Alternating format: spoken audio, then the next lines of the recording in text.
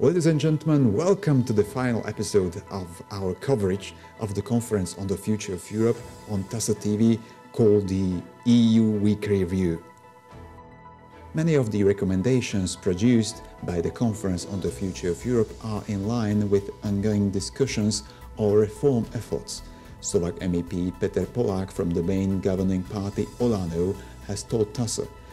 These topics include climate change, the transition to a green and digital economy, energy and the transition to renewable resources, a circular economy and reforms of the healthcare and social sectors, he said. Polák assessed the conference and its final report positively, taking into account that most of the activities took place during the pandemic and therefore in virtual space, he noted.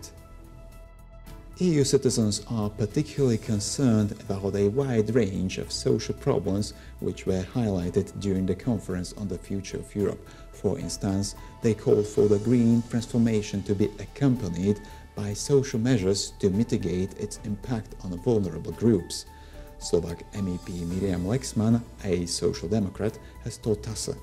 She noted that people in Slovakia and other relatively new EU member states are also concerned about the dual quality of food. This ultimately points to the necessity of greater self-sufficiency and the production of basic foodstuffs, she said, adding that this is also more environmentally friendly. The ambitious climate and nature proposals made during the Conference on the Future of Europe send a clear signal to the European Parliament on where European institutions should be heading towards saving the climate and a fair transition to a green economy, Slovak MEP Martin Hojsík from Progressive Slovakia has told TASA. The MEP noted that implementing some of the proposals would require adjusting the EU's fundamental treaties. Quote, "Our duty now is not to let people down." End of quote. Almost 6,500 events were organized as part of the Conference on the Future of Europe, and they were attended by hundreds of thousands of people, noted MEP Monika Beňová, a social democrat. She addressed criticism that many of the proposals and recommendations don't sufficiently reflect real public opinion. However, she believes that everyone had the same opportunity to express themselves and to promote their views on addressing existing problems. Despite all efforts, it's impossible to satisfy absolutely everyone, she added.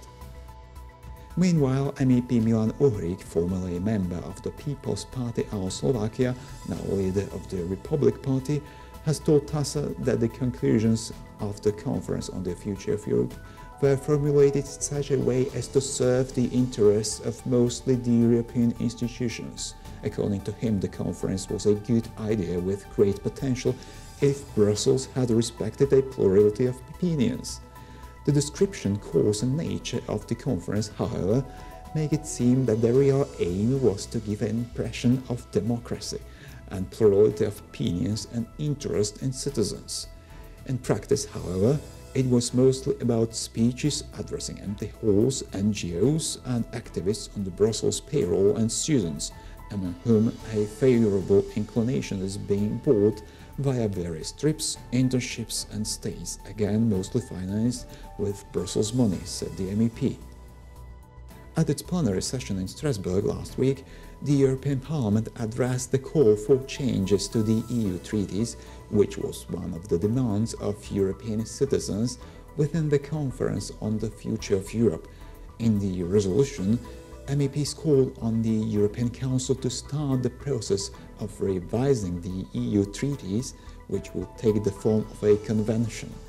A total of 355 MEPs voted in favor of the resolution, which was preceded by a debate on the subject. 154 were against and 48 abstained. MEP Guy Verhofstadt, a former Prime Minister of Belgium, called for the EU treaties to be opened and the European Union to be reformed on the basis of demands made by citizens of member states during the Conference on the Future of Europe. Europe isn't ready for tomorrow's world, Verhofstadt, one of the conference's co-chairs, wrote on Twitter. Let's change the treaties and reform the EU the way the citizens want it, he added. And we've now reached the end of the whole project on TASA TV revolving around the Conference on the Future of Europe. Also, in the name of my colleague David Fairhurst, I can say that it was an entertaining time with the Conference on the Future of Europe, which might indeed influence the general course of policies and events in the European Union in the next few years and perhaps even decades. And now really, it's time to say goodbye.